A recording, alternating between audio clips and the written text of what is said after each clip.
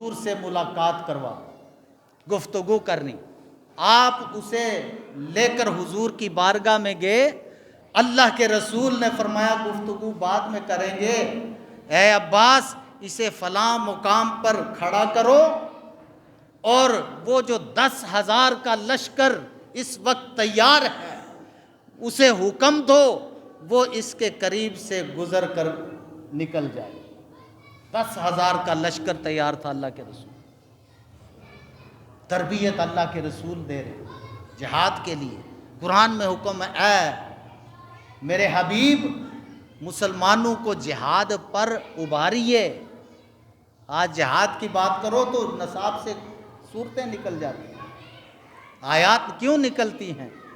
یہ ایک جہاد ہی آپ کے پاس ہے، جب تک یہ ہے، یہ تو ہمارے آقا نے فرمایا قیامت تک رہے گا، اسے کوئی نکال نہیں سکتا۔ نصاب سے نکل گیا تو کیا ہو گیا؟ نصاب سے نکلا تھا تو غازی علم الدین پیدا ہوا کہ نہیں؟ ممتاز قادری پیدا ہوا کہ نہیں؟ اور چیمہ شہید پیدا ہوا کہ نہیں؟ یہ مجھے اور آپ کو نہیں دیکھے گا، یہ کوئی بھی اٹھ جائے گا جو اسلام کے اس شجر کی آبیاری کر اپنے خون سے کرے۔ ان کے آج عرس منا رہے ہو، کیوں منا رہے ہو؟ تو ٹانگا بان ترکھان کا بیٹا تھا، کوئی مفتی نہیں، محدث نہیں، مقرر نہیں، بس اللہ کے رسول سے محبت کی خاطر ایک عمل کیا، حشر تک اس کے عرس منائے جا رہے۔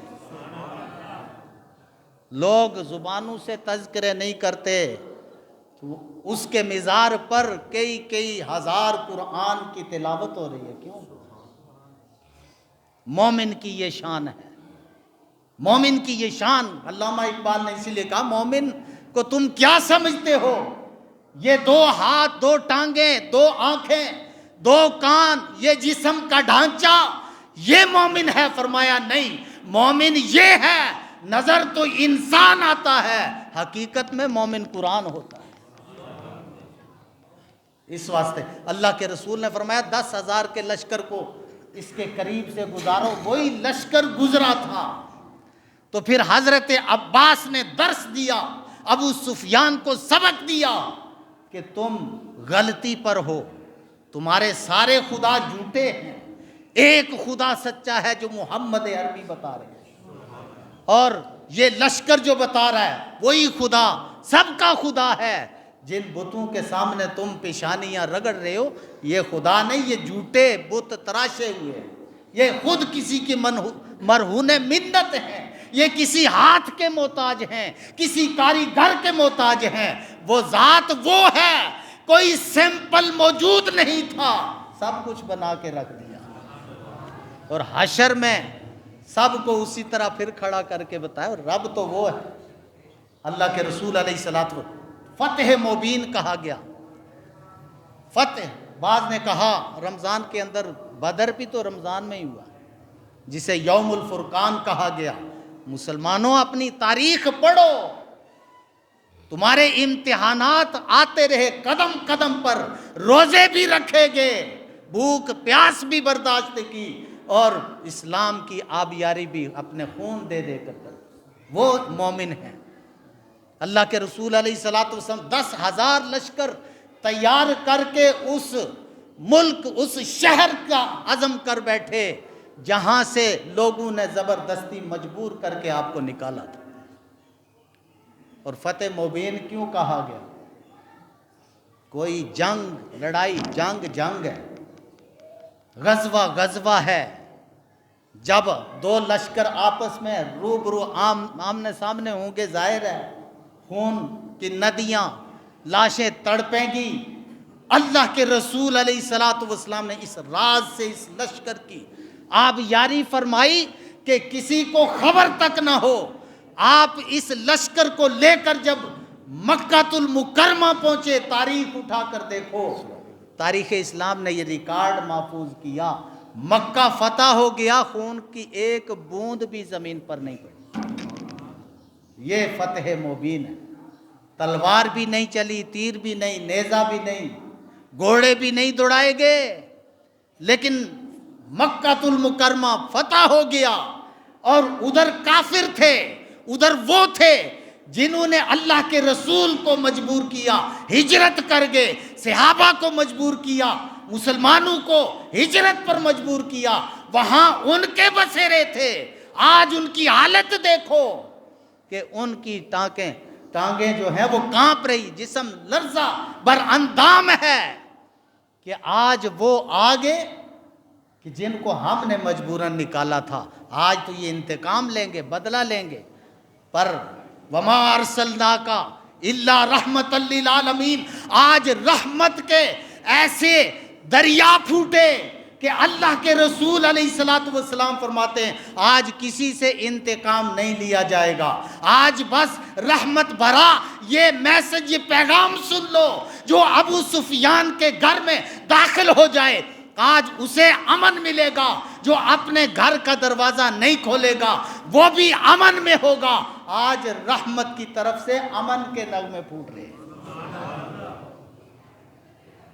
اس امن کی صدا میں ایک شخص وہ بھی تھا جس کا نام زہیر، جو عربی کے اندر زبردست فوقیت رکھتا تھا، لغت کو جانتا تھا، اور اللہ کے رسول کی بے ادبی میں اس نے عربی کے اندر اتنی نظمیں لکھی تھی کہ اللہ کے رسول کا دل بھی دکھتا۔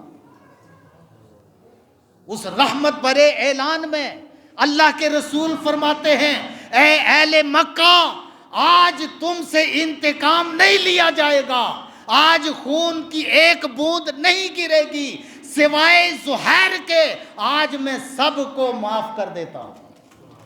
زہیر کیسا جرم کیا ہوگا، کیسی نظمیں لکھی ہوں گی کہ اللہ کے رسول جو سراپے رحمت بن کر آئے وہ فرماتے ہیں اس کو معافی نہیں، باقی سب کو میں نے معاف کر دیا۔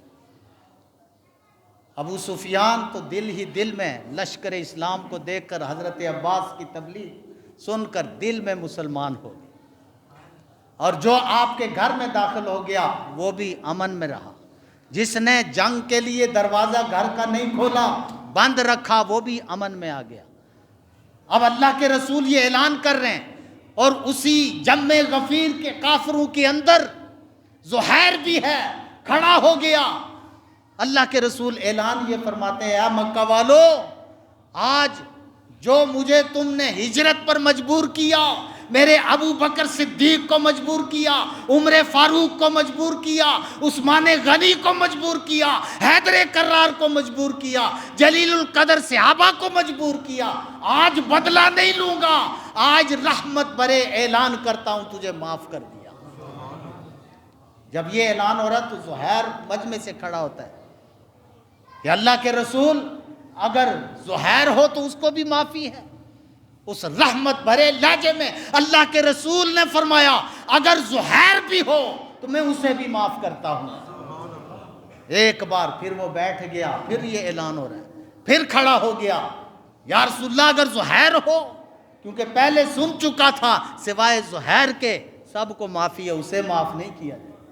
پھر پوچھا یا رسول اللہ کیا زہیر کو بھی معافی؟ تیسری مرتبہ کھڑا ہوا، اللہ کے رسول جلال میں آ گئے، فرمایا کہ تجھے پتا نہیں کہ یہ کس زبان سے اعلان ہو رہے ہیں؟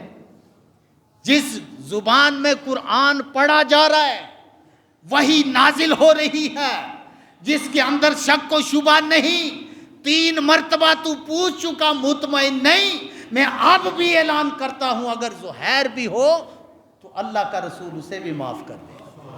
وہ نقاب میں تھا، اس نے اپنا نقاب اتارا کہ اللہ کے رسول اگر زہیر کے لیے بھی معافی ہے تو پھر زہیر تو یہی مجرم ہے جو آپ کی بے ادبی میں نظمیں لکھا کرتا تھا۔ اللہ کے رسول نے فرمایا اگر تو زہیر ہے تو پھر میں رحمت للعالمین ہوں، آج میں تجھے معاف کرتا ہوں۔ اللہ تعالی ہم سب کو عمل کی توفیق عطا فرمائے۔